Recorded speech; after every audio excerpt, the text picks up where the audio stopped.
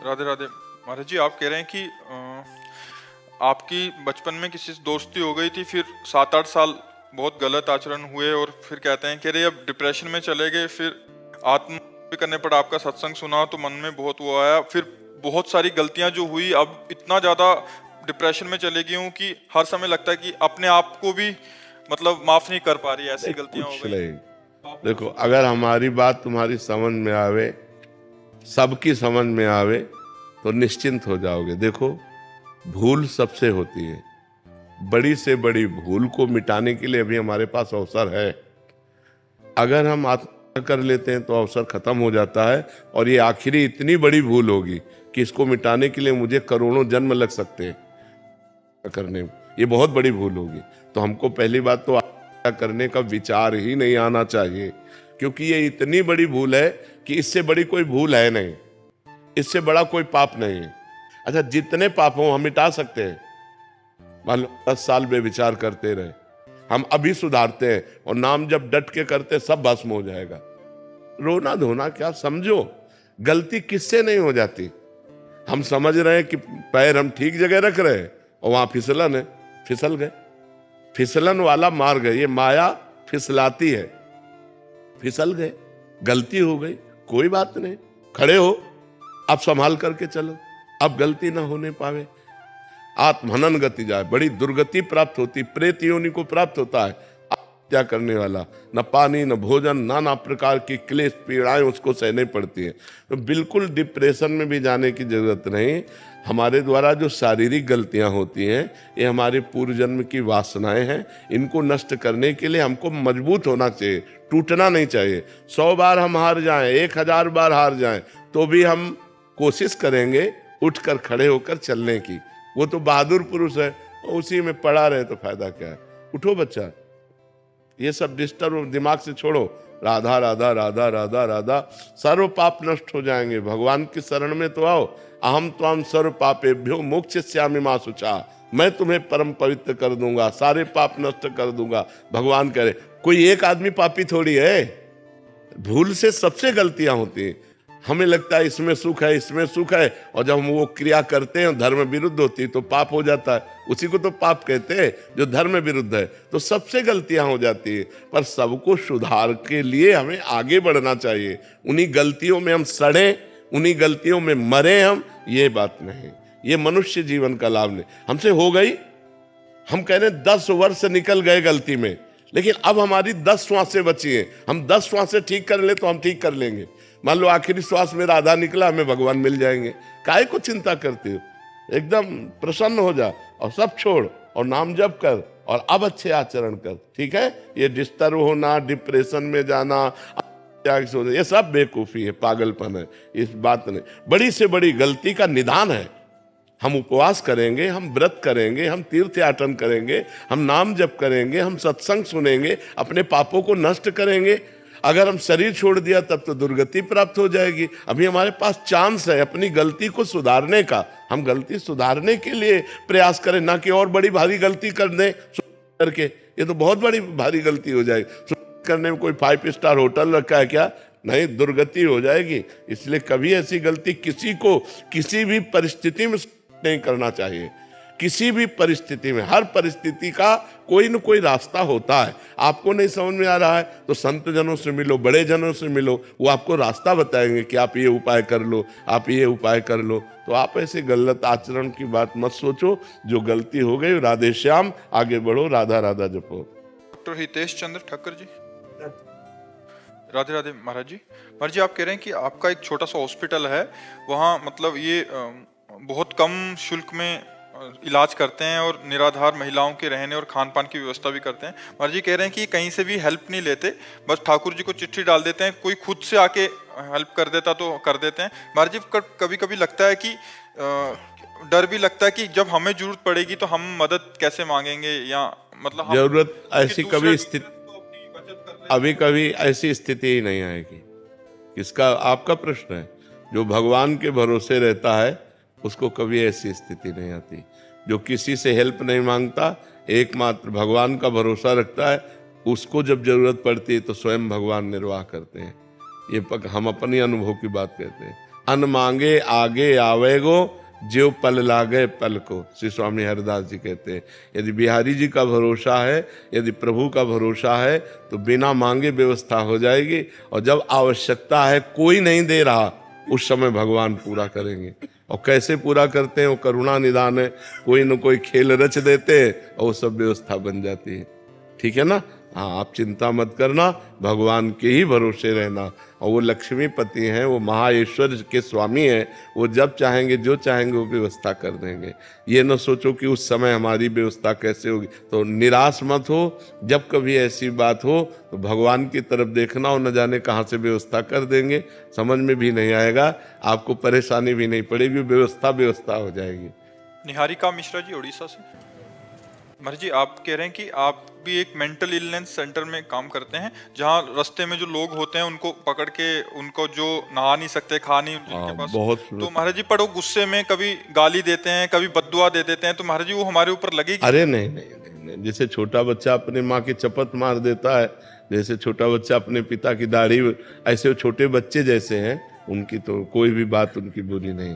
उनको स्नान, ये बहुत हम प्रणाम करते हैं आपको, जो गली कूचों में वृद्धजन पड़े हैं, जिन विक्षिप्त हो चुके हैं, जो असमर्थ हैं, अगर उनकी वास्तविक सेवा आप करते हैं तो आप धन्य हैं। ये भगवत प्राप्ति के योग्य साधन है। नाम जप कीजिए और उनमें भगवत भावना से आराधना कीजिए। उनकी कोई भी बुरी बात आपके ऊपर बुरा नहीं करेगी, क्योंकि आप परोपकार कर रहे हैं, आप बहुत मंगल कर रहे हैं। और ऐसा हमें लगता है प्रत्येक प्राणी के हृदय में ऐसी दया भावना होनी चाहिए कि गली कूचे फुटपाथ में जो लोग पड़े हैं उनको भोजन दे दे, औषधि दे दे, वस्त्र दे दे। अगर अच्छा धन हो तो एक मकान बना दे, 150 उसमें बिस्तर डाल दे, और ऐसे 150 वयोवृद्धों को ला के रखे। आजकल बड़ी अव्यवस्था है। जवान लड़के पढ़ा लिखा करके किया, वो विदेश चले गए, बूढ़े माता पिता कोई सेवा करने वाला नहीं। अगर वो अपने हैं भी तो मार थप्पड़ घर के बाहर निकाल दिए। धिक्कार है ऐसे पुत्र को, धिक्कार है ऐसे जवानी और धन को कि जो अपनी माँ के साथ ऐसा व्यवहार करे। प्रायः वैसा ही करते हैं, उनको गाली देते हैं, उनको मारते हैं, या अनाथालय में छोड़े आए या फुटपाथ में छोड़ दिए, जो असमर्थ एकदम है। अगर ऐसे लोगों की सेवा बन जाए तो साक्षात भगवान की सेवा है। वृद्धों की सेवा, बहुत बीमारों की सेवा, ये बहुत लाभदायक है, सबको करना चाहिए। जब जहाँ जिसको अवसर मिले करना चाहिए। इससे समस्त पाप नष्ट हो जाते हैं और भगवान की कृपा प्राप्त होती है। लता गौतम जी दिल्ली से। गुरुदेव, आपके चरणों में कोटि कोटि प्रणाम। महाराज जी, आप कह रहे हैं कि आपके पति ने किसी से 50,000 की धनराशि ली थी 22 वर्ष पहले, बट जिनसे ली थी वो व्यक्ति कोरोना में चले गए, और मेरे पति भी 1 साल पहले नारायण धाम को चले गए। महाराज जी, अब समझ नहीं आ रहा, उन व्यक्ति का कहीं परिचय नहीं है, बट उस धन का अभी मेरे को चुकाना चाहिए, और किस स्वरूप में? हाँ, गौ सेवा में दे देना चाहिए। गौशाला में गौ सेवा में दे देनी चाहिए, तो वो उनको प्राप्त हो जाएगा। उनका नाम लेके दे दें? हाँ, उनका नाम, जिनको देना है ना, उनकी भावना करके गौ सेवा में दे दो। वो सरकारी गौ सेवा भगवान की सेवा है ना, वो भगवान के पास पहुंचेगा, भगवान उनको देंगे, आप ऋण मुक्त हो जाएंगी अगर गौ सेवा में दे दीजिए। जहाँ गौशाला हो, गौ सेवा होती हो, वहाँ चारा पानी ऐसे पवा दीजिए। चारा ले जाके पवा दीजिए या पैसा दे दीजिए, वो अपने अनुसार प्रयोग कर लेंगे। सत्येंद्र कुमार जी। राधे राधे। राधे राधे महाराज जी। महाराज जी, मेरा मन हमेशा चलायमान रहता है। सबका मन चलायमान रहता है, तुम्हारा ही थोड़ी, तुम्हारा ही अकेले थोड़ी, सबका विश्व में सबका चलायमान रहता है। रुकता उसी का है जो योगी है, जो भजनानंदी है, जो भक्त है, वही मन को रोक पाता नहीं। सबका मन चलायमान रहता है जी। महाराज जी, बस वही था कि वो कैसे काबू में आएगा। सबका मन चलायमान रहता है, उसको भजन के द्वारा रोका जाता है। खूब नाम जप करो, धीरे धीरे मन लगने लगेगा, मन शांत होने लगेगा। अपवित्र मन चंचल मन, पवित्र मन शांत मन। पवित्र कैसे होता है? परम पवित्र भगवान का नाम, राम कृष्ण हरि राधा राधा राधा। जितना नाम जप करोगे उतना मन पवित्र होगा, जितना पवित्र होगा उतना शांत होता जाएगा। सबका मन अशांत है, सब चंचल है, सब कामना से युक्त है। वही बच सकता है जो भजन कर रहा है। जितना नाम जप कर रहा है, मन शांत है, मन भगवान में लगा हुआ है, हृदय आनंद से युक्त है। इससे बढ़िया स्थिति क्या हो सकती है? इसलिए नाम जप करो, ठीक है? श्री हरिवंश महाराज जी। महाराज जी, मेरा सवाल यह है कि जब उपासक गलत संगति या व्यभिचार में फंसकर भटक जाता है, तब उसे अपनी गलतियों का एहसास होने के बाद श्री जी की कृपा से भजन तो बनता है, पर वैसा भजन, वैसा प्रेम, वैसा और बढ़ाते चले जाओ, और बढ़ाते चले जाओ भजन, तो तुम्हारे पाप का नाश करता चला जाएगा। जैसा पहले होता था उससे भी अच्छा होने लगेगा। लगे रहो। जैसे कभी कभी गलती हो जाती है, सबसे हो जाती है, तो जहां गलती हुई तहां मन मलिन हुआ, जहां मन मलिन हुआ तहां भजन में नहीं लगेगा। अब उसे घसीटना पड़ता है, जबरदस्ती भजन में लगाना पड़ता है। वो रुचि नहीं रख रहा भजन में, और अगर हम ऐसे लगाते चले गए तो वो पाप नष्ट हो जाएगा जो हमने पाप किया, और जहां वो पाप नष्ट हुआ तहां भजन में रुचि आ जाएगी। पाप के कारण भजन में अरुचि होती है, और जहां पाप नष्ट हुआ तो भजन में रुचि हो जाएगी। पापवंत कर सहज स्वभाव, भजन मोर ते भाव न काऊ। पापवंत पुरुष का हृदय भजन में नहीं लगेगा, भाव नहीं बनेगा भजन में। तो हमें पाप नष्ट करना है। तो कैसे नष्ट होगा? अब हम राधा राधा जप रहे हैं, हमारा हृदय जल रहा है, बिल्कुल मन नहीं लग रहा, मन बिल्कुल संसार में लग रहा है, फिर भी हम जबरदस्ती राधा राधा राधा राधा राधा राधा, तो वो पाप नष्ट हो जाएगा। जिस दिन, महीना में, 10 दिन में, 5 दिन में, 1 घंटा में, वो जितना पाप है उसके अनुसार जब भजन होगा तो पाप जहाँ नष्ट हुआ तहाँ फिर प्यार उदय हो जाएगा, भजन में फिर मन लगने लगेगा, भगवान अच्छे लगने लगेंगे। इसलिए हमें धैर्य पूर्वक भजन बढ़ाते रहना चाहिए। ये नहीं सोचना चाहिए कि अब वैसा भजन नहीं हो रहा, आप क्या करें। भजन और बढ़ाओ, और नाम जब बढ़ाओ, धीरे धीरे मन पवित्र होगा, उससे भी अच्छा भजन होने लगेगा। महाराज जी, जैसे नाम जप तो नहीं होता है, मंत्र जप होता रहता है जी। उसमें महाराज जी अशुचि अवस्था में मंत्र जप नहीं होना, वो चलता रहता है, इसके लिए तो उसको थोड़ा सा रोकना पड़े। तस्मात् शास्त्रम प्रमाणम ते कार्याकार्यो व्यवस्थितो। यदि प्रणव लगा हुआ है और नमो नमः, तो फिर रोकना चाहिए।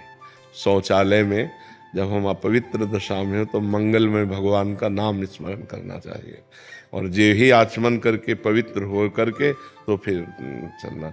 अब जैसे अपने लोगों ने अभ्यास किया, तो जे ही बाथरूम के उसमें चप्पल पे पैर पड़ेगा, ते ही भगवान की कृपा से, गुरु जी की कृपा से जो मंत्र है वो रुक जाएगा, और राधा राधा राधा राधा राधा, और फिर शौच स्नान करके जब आचमन किए, बाहर हुए, फिर मंत्र चल पड़ा।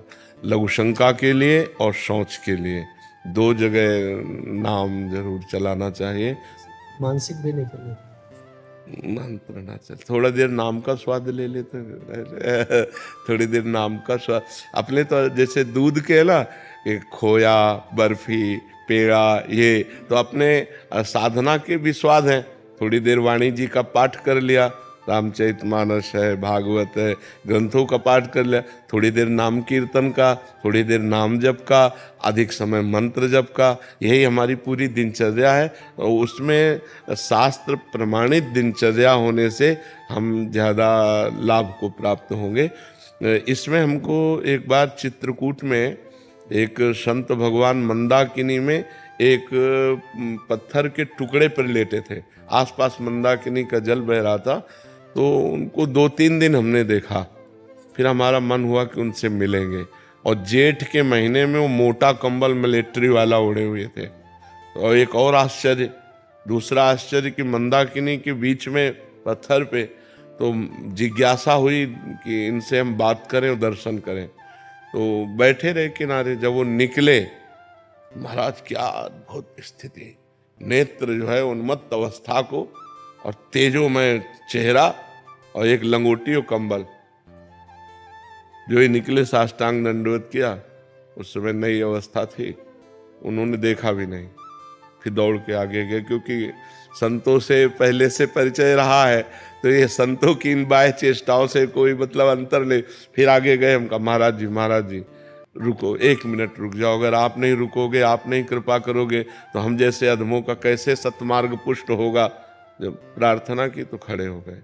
मतलब इतना आनंद प्राप्त हो रहा था, क्योंकि हमारी श्रद्धा बढ़ गई थी ना, तो अब श्रद्धा से ही आनंद होता है, तो एकदम शरीर कंपायमान। हम कहा महाराज जी बैठ जाइए, वो बैठ गए। वो महाराज जी, पहला प्रश्न है कि आप बीच शिखर पे लेटते हैं ऐसे, वहां क्यों लेटते हैं? तो उनका एकांत प्रियता, आप कंबल क्यों ओढ़े? जेठ का महीना है, उनका अभ्यास। उनका महाराज जी कुछ अपने मन से आप बता दीजिए। तब उन्होंने ये विषय बताया था कि जो गुरु मंत्र है वो अपवित्र दशा में न जपा जाए, नहीं तो कामोत्तेजना पैदा कर देगा। उनके वचन थे कि उन्होंने कहा कामोत्तेजना पैदा कर देगा यदि अपवित्र दशा में जपा जाए, तो वो विकारात्मक भाव पैदा कर देगा। तो यद्यपि हमने ये कहीं पढ़ा नहीं, लेकिन संत वचन और पढ़ा ये मनुस्मृति आदि में है कि अपवित्र दशा में जो उसमें प्रणव हो, नमो नमः हो, ऐसे मंत्रों का उच्चारण ना किया जाए। तो शौचालय और बाथरूम में 2 जगह नाम का स्वाद लिया जाए। अब जैसे अभ्यास है तो वो जोर करता है, जो हमारा निरंतर का अभ्यास है वो जोर करता है, पर जहाँ स्मृति आ जाए वहीं नाम चालू कर दो। और जो स्मृति से परे चला गया कि अच्छा ये केवल स्मृति तक है, नहीं जो अवधूत स्थिति को प्राप्त महापुरुष होते हैं, पड़े पड़े सोच कर रहे हैं, पड़े पड़े लघुशंका कर रहे हैं, वो तो मंत्राकार वृत्ति ही रहती है। पर जब तक हमें स्मृति, तभी तक हमारे ऊपर शास्त्र शासन है, जो निगमा अनुशासन है उसके अनुसार हमें जब तक होश हमें है तब तो शौचालय बाथरूम में हमें नाम जप करना चाहिए और अन्य समय मंत्र जप करना चाहिए।